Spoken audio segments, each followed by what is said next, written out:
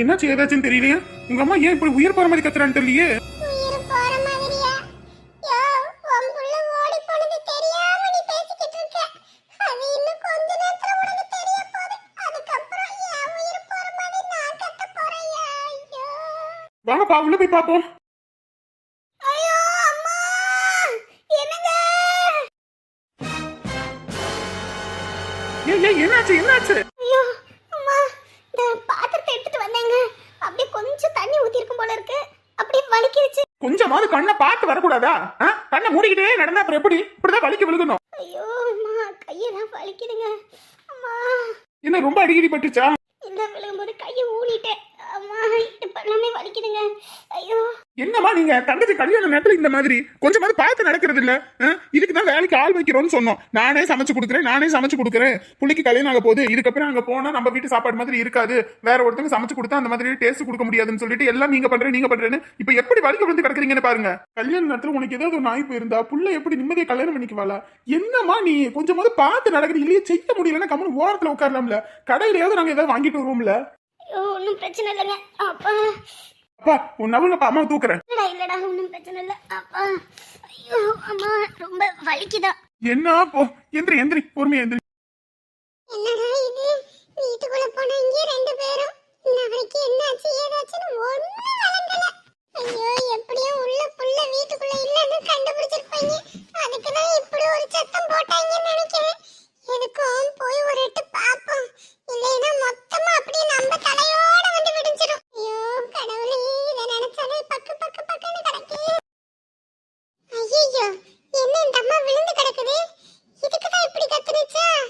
ஐயோ, நான் கூட புள்ளைய காணாமன்னு தான் தெரிஞ்சிருச்சோன்னு நினைச்சு பயந்துட்டேன். ஏய், அங்க என்னடா பாத்துக்கிட்டு இருக்க? இங்க வா. ஐயா, அம்மாவுக்கு என்னங்க ஆச்சு? விழுந்துட்டாடா. நான் சமையலுக்கு ஆளை போடுன்னு சொன்னேன்ல. அன்னைக்கு நல்ல சமையக்காரனா பாருன்னு சொன்னேன்ல. காலை என்ன எங்க வச்சுக்கிட்டு இருந்த நீ? அது எங்க அடுத்தவளுக்கு வாடகை கொடுத்திருந்தேன். என் தலையில தான் இருந்துச்சு. ஐயா, சொல்லி வச்சிருக்கேயா, ஒன்னும் அமைய மாட்டேங்குது. இவெல்லாம் வேலைக்கே லாக்கி இல்லப்பா. நல்லா ரெஸ்டாரண்ட்ல சமைக்கிறவங்களா பார்த்து வேலைக்கு ஆள் எடுப்போம்பா. ஒரு வேலைக்கும் லாக்கி இல்ல. உன்னையெல்லாம் வச்சுக்கிட்டு என்ன பண்றது? ஹாஸ்பிட்டல் போவோமா?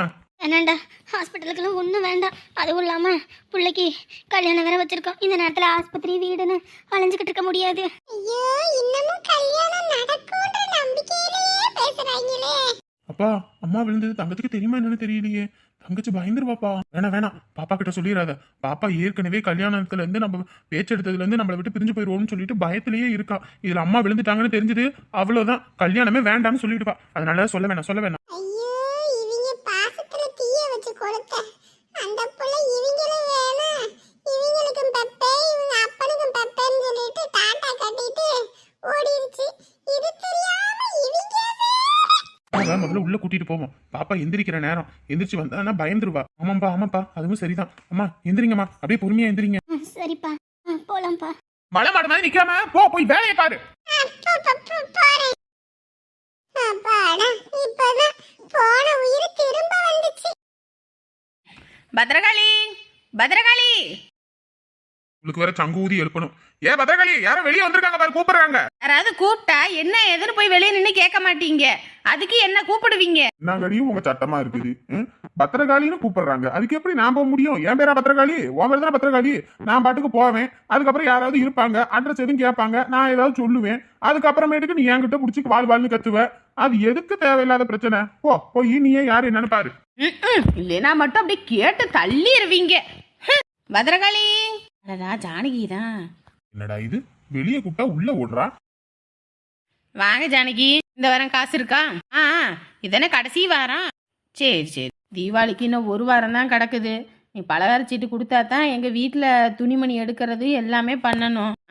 வாங்கிக்கலாம். வசூல் எல்லாம் முடிஞ்சால் தானே கொடுக்க முடியும். போன தடவை மதியம் லேட்டு பண்ணியிருக்காதீங்க ஜானகி. ஏன்னா போன டைமில் தீபாவளிக்கு துணி எடுக்கிறதுக்குள்ள போதும் ஆகிப்போச்சு. என் புருஷனுக்கும் வேலை இல்லை, சிரமமாக போச்சு. அதான் உன் புள்ள சம்பாதிக்குது, உன் புருஷன் சம்பாதிக்கிறாரு, நீயும் வேலைக்கு போகிற. அப்படி இருந்தால் இல்லைன்னு தான் பாடுறீங்க மங்கள பாட்டு. ஆமாம், என் புருஷன் சம்பாரிச்சு அப்படியே கொடுக்குறாரு. ஏன் ஜானகி நீவே?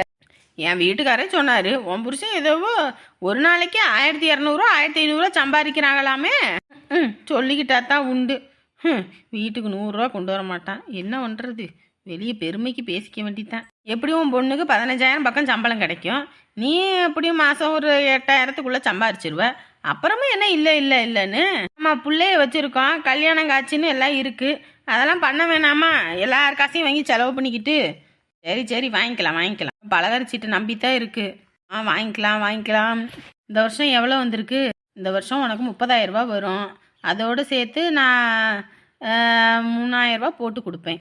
சரி சரி. என் புருஷன் என் மாமியார் யாரும் கேட்டாலும் 10,000 மட்டும் சொல்லு, 33,000 சொல்லிடாத. அப்புறமேட்டுக்கு அதை கொடுத்த காசை அப்படியே வாங்கிக்குவாங்க. அதான் உங்கள் மாமியாரே வந்துருச்சே. உங்கள் மாமியாருக்கு 100 ஆயுசு. ஐயோ, எங்கேருந்து தான் எனக்குனே வருதுன்னு தெரியல. ஏற்கனவே 70 வருஷமாக இது தொல்லை தாங்க முடியலன்ட்டு இருக்கேன். இதில் 100 ஆயுசு வரைக்கும் இருந்துச்சு. அவ்வளோதான், நான் போய் சேர்ந்துருவேன். என்ன சீட்டு பணம்லாம் கொடுத்தாச்சா?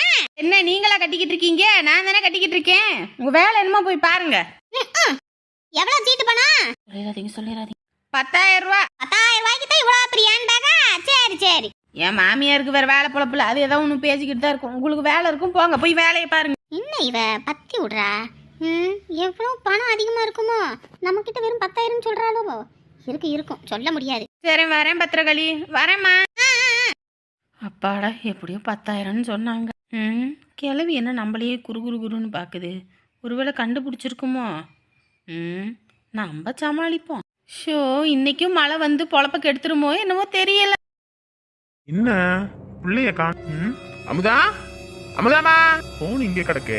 பிள்ளை எங்க போயிருப்பா? அமுதாமா, அமுதா கண்ணே, என் அமுலு குட்டியே எங்கம்மா இருக்க? காலையில எந்திரிச்சு ஏதோ ஒரு நல்ல விஷயத்துக்கு போகும்போது முகத்துல முடிச்சுட்டு போனாதான் அன்னைக்கு நாளே எனக்கு சிறப்பா இருக்கும். எங்க போன அமுலு குட்டியே? அமுலு, என்னடா இது? புள்ள எங்க போயிருப்பா? உங்க பாத்ரூமை தட்டி பாப்போம். பாத்ரூம்ல இல்ல. புள்ள எங்க போனான்னு தெரியலையே. அமுலு குட்டியே, எப்பயும் இந்த பிள்ளைக்கு விளையாட்டு தான். எங்கேயாவது ஒளிஞ்சுக்க வேண்டியது, நான் கண்டுபிடிக்கணும்னு. தங்கம், இங்க பாரு, அப்பா கண்டுபிடிச்சிட்டே நீ எங்க இருக்கன்னு. தங்க பிள்ளை, என்னடா இது? கட்டில கடியிலே இல்ல. வெளியே எதுவும் பிள்ளை இருக்காளோ? ஆமா ஆமா, இருக்கும். அமுலு குட்டி. ஏ அழகுச்சந்திரம், உன் பொண்டாட்டிக்கு பலகார சீட்டு வரப்போகுதுடா. காப்பி ஊத்த. கிளவி என்னமோ நம்மளை பத்தி பேசுதே. என்ன பேசுதுன்னு பாப்போம். என்னம்மா சொல்ற? பலகார சீட்டு வருதா? ஆமாண்டா, எப்படியும் 50,000 60,000 வரும் போல இருக்கு. நான் அந்த பிள்ளைகிட்ட கேட்டேன், எவ்வளோமா என் மருமகளுக்கு வரும்னு கேட்குறேன். 10,000 சொல்றா. அதுல ஏத்து எனக்கு தெரிஞ்சு போச்சுடா. நம்மகிட்டயே அவ்வளோ பணம் கட்டுறேன் இவ்வளோ பணம் கட்டுறேன்றா. அப்படி இருக்கும்போது எப்படிப்பா 10,000 தருவாங்க? வாரமே 500 ரூபா, ஒவ்வொரு நாள் 1000 ரூபா கூட கொடுக்குறா. அப்படி இருக்கும்போது எப்படிப்பா 10,000 வரும்? அதான் எப்படி வரும்னு கேக்குறேன். மருமகளே, வீட்டுக்குள்ள இந்த குசுல மூட்டிக்கிட்டு இந்த சகுனி வேலை பார்த்துக்கிட்டு இருந்தீங்கன்னு வைங்க, அம்பிட்டு தான் சொல்லிட்டேன். என்ன துணிச்சு எங்க அம்மா?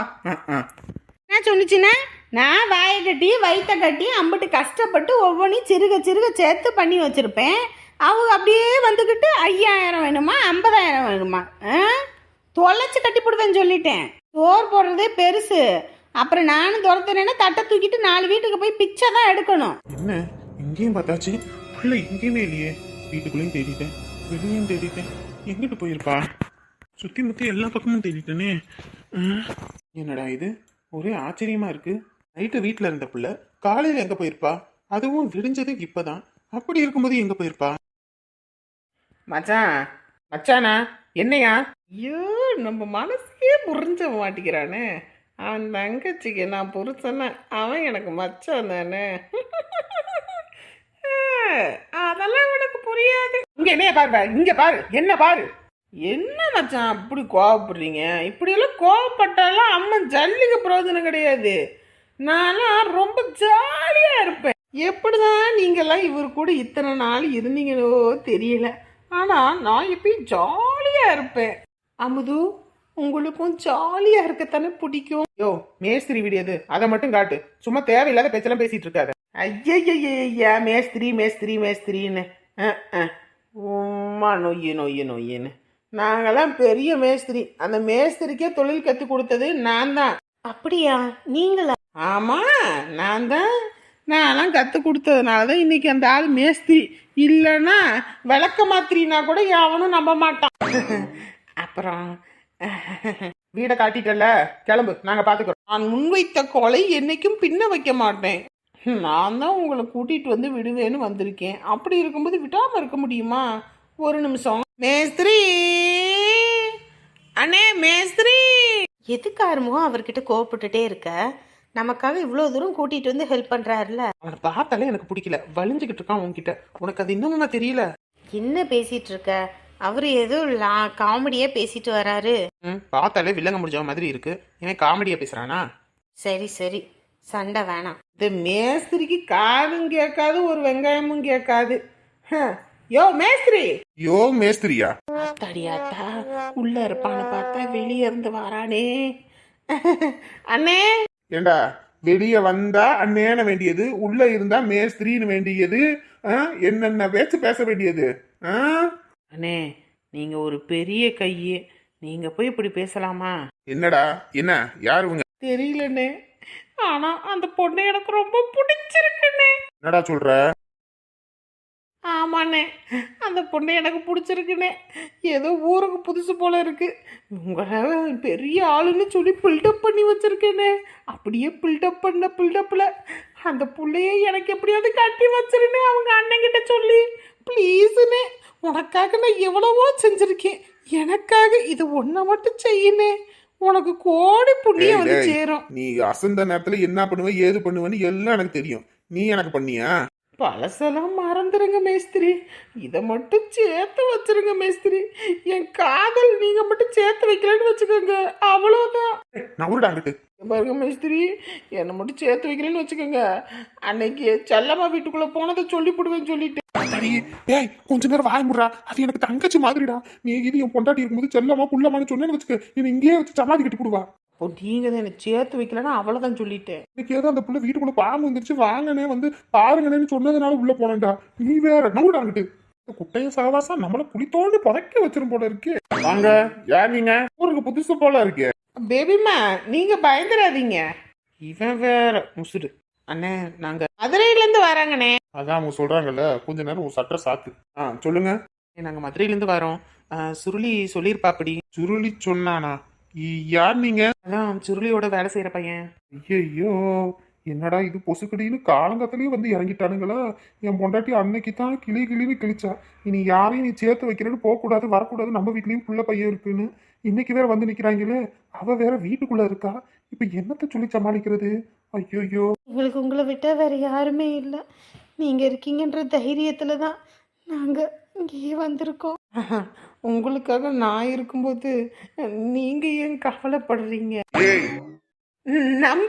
நம்ம இருக்கோம்னு சொன்னேனே, நம்ம இருக்கோம்னு சொன்னேன். உழைச்சு கட்டிப்படுவேன். என்னன்னு தெரியாம பேசிக்கிட்டு போறாங்கிட்டு. உங்க கூட சுருளி வரலையா? இல்ல, வரல.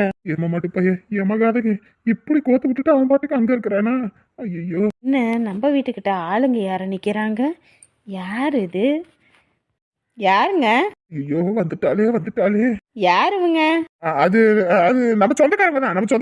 நம்ம சொந்தக்காரங்களா? இதுக்கு முன்னாடி இவங்கள பார்த்ததே இல்ல. தூரத்து சொந்தம். இப்பதான் வந்திருக்காங்க. தூரத்து சொந்தமா? ஏங்க, நம்ம வீட்டுல எத்தனை விசேஷம் வச்சிருக்கோம். உங்க வீட்டு சொந்தம் யாருன்னு எனக்கு தெரியும், எங்க வீட்டு சொந்தம் யாருன்னு எனக்கு தெரியும். இவங்க புதுசா இருக்காங்களே. ஐயோ, எனக்கு சொல்லி சமாளிக்கணும் தெரியல. இவங்க வேற யாரும் இல்ல, நம்ம வக்கீஸ் இருக்காங்க, வக்கீஸோட சொந்தக்காரவங்க. நம்ம சொந்தக்காரங்களா? இப்ப நம்ம சொந்தக்காரன் நீங்க, இப்ப வர்கீஸோட சொந்தக்காரங்கன்றீங்க. யாரோட சொந்தக்காரங்க முதல்ல? ஐயோ, இப்ப என்ன பண்றதுன்னு தெரியலையே. கொஞ்சமாவது யோசிக்கிறதுக்கு டைம் கொடுக்கறாளா? ஐயோ, யாரு என்னன்னு கேட்டேன். ஆமா, என் சொந்தக்காரங்க தான். நம்புற மாதிரி ஒண்ணும் இல்லையே. உள்ள வாங்க, கொஞ்சம் பேசணும். எது வந்தாலும் இங்கேயே பேசுமா? உள்ள எதுக்கு? உள்ள வாங்கன்னு சொன்னேன். ஐயோ, காலையிலேயே வழக்கமா தடி வாங்க வச்சிருவானுங்க போல இருக்கு. எனக்குன்னே வராங்கல அவங்களாம். மொச பிடிக்கிற நாய் மூஞ்ச பார்த்தா தெரியாது. யார் அவங்க? யார் அவங்கன்னு கேட்டேன். வாயில என்ன கொழுக்கட்டையா இருக்குது? அது ஒன்றும் இல்லடி, வெளியே பிள்ளைங்க வேற நிக்கிறாங்க. காதுல விழுந்துச்சுன்னா நம்மள தப்பா நினைப்பாங்க. சுருளி வேற என்னை பத்தி ரொம்ப பில்டப்பா பேசி விட்டு அனுப்பியிருக்காண்டி. ஓ, அப்ப நீ திருந்தல அப்படிதானே? துறக்காத வாய மட்டும் சத்தம் போட்டு அசிங்கப்படுத்திடாதடி. இன்னும் அசிங்கப்படுத்திடாத. உங்ககிட்ட சொன்னதானே, நீ இப்படி ஊர்ல உள்ளவங்களை எல்லாம் சேர்த்து வச்சுக்கிட்டு திரியிற. நாளை பின்ன நம்ம வீட்டு பிள்ளைங்க காதல் கல்யாணம் வந்து நிக்க போதுங்க அப்படின்னு நான் சொல்லிக்கிட்டே இருக்கிறேன். உன் மண்டையில ஏறியே தொலைய மாட்டேங்குது. ஏண்டி, நம்மள நம்பி வந்துட்டாங்க, அதுக்குன்னு இப்படியேவா நிக்க வைக்க முடியும்? ஏதோ சம்பாரிச்சு கொடுக்கறதுக்கு தான் துப்பு இல்லை. சரி போனா போய் தொலையுது, நம்மளாவது சம்பாரிச்சு இந்த குடும்பத்தை காப்பாற்றுவோன்னு நானும் ஏதோ ஒன்று பண்ணிக்கிட்டு திரியிறேன். இதில் நீ வேற ஊரில் உள்ளவங்களெல்லாம் கூட்டிகிட்டு வந்து வச்சுக்கிட்டு அவங்களுக்கு ஆக்கி கொட்டு சொல்கிறிய நீ. ஏற்கனவே நம்ம வீட்டில் பிள்ளைங்க இருக்குன்னு நான் உன்கிட்ட சொல்லிக்கிட்டே இருக்கிறேன். சொல்ல சொல்ல கேட்காம இதே பண்ணிக்கிட்டு இருந்தீங்கன்னா அப்புறம் என்ன அர்த்தம்? இல்லடி, நான் இருக்கேன்ற நம்பிக்கையில வந்துட்டாங்க. பாவம், வீட்டை விட்டு ஓடி வந்த பிள்ளைங்க. அந்த பிள்ளைய பார்த்தா நல்ல பணக்கார வீட்டு பிள்ளை மாதிரி இருக்குது. நாளை பின்ன ஏதாவது பிரச்சனை வம்புன்னு வந்துச்சுன்னு வச்சுக்க, உனக்கு எனக்கு எந்த சம்மந்தமும் கிடையாது. இவன் தான் கூட்டிட்டு வந்து எல்லாமே பண்ணான்னு சொல்லி உன்னை கோத்து விட்டு உதவாங்க வச்சிருவேன் சொல்லிட்டேன். என்னடி இப்படி பண்ற? எப்படி பண்ணுவாங்க? வேற எப்படி பண்ணுவாங்க? உங்ககிட்ட படிச்சு சொல்றேன்ல, யாரையும் நம்ம வீட்டுக்கு கூட்டிட்டு வராதுன்னு. உன்னை பார்த்து இவன் கத்துக்கணும், இவனை பார்த்து அந்த புள்ள கத்துக்கணும். குடும்பமே நாஸ்தி ஆக போகுது நீ பண்ற வேலையால. சரி, இந்த ஒரு தடவை மட்டும் விடு, உள்ள வந்துட்டு போட்டும். எப்படியும் கல்யாணத்தை முடிச்சு அப்படியே அனுப்பி விட்டுருவோம். இங்க அனுப்புவ? அவங்க வீட்டு பக்கம் போவாங்க, என்னமோ பண்ணுவாங்க. வந்தவங்களும் உள்ள கூப்பிடுவோண்டி. சுருளி வேற ஓவர் பில்டப் பண்ணி வச்சிருக்கிறான். புரிஞ்சுக்கடி, அப்புறம் என் கெத்து வீணா போயிடும். கெத்துன்னு நாளை பின்ன எவனாவது வந்து வீட்டுக்குள்ள சேர்ந்து வந்து உன்னை மொத்தணும். அதுக்கப்புறம் நான் உன்னை தூக்கி போட்டு மிதிக்கணும். சரி, இந்த ஒரு தடவை விடு, சத்தம் போடாதடி. தயவு செஞ்சு சத்தம் போடாதீங்க. பொம்பளுக்குட்டியே வெங்காய குட்டி போய் தொலைப்போ. வர வந்துட்டு போற வரைக்கும் கொஞ்சம் மூஞ்ச மட்டும் காட்டாம இரு, சரியா? இன்னும் இந்த வீட்டுல என்னென்ன கன்றாவியெல்லாம் நடக்க போகுதுன்னு தெரியல. ஆனா உன்னை நான் தூக்கி போட்டு மிதிக்க போறேன், அது வேணா தெரியுது. சரி, பொறுமையார். ஒன்னும் இல்ல, கோவப்பட்டா பிபி சுகர்னு எல்லாமே வந்துடும், சரியா? கோவப்படாத தங்கம், கோவப்படாத. இதெல்லாம் எக்காரணத்துக்கு திருந்தவே மாட்டான். அவங்களோட பெத்தவங்க சாபம் எல்லாம் நம்ம பிள்ளைங்களுக்கு தான் வந்து சேர போகுது. ஐயோ ஆண்டவனை, இவனுக்கு என்னத்தை தான் சொல்லி புரிய வைக்கிறதுனே தெரியலையே. இந்த கிழவி மற்ற நேரம்லாம் உக்காந்து வாக்கியானம் பேசுவா, இவன் பையன் பண்றதுக்கு மட்டும் வாயே திறக்க மாட்டா. அடுத்து இன்னொரு காதல் ஜோடியாமா? போடா.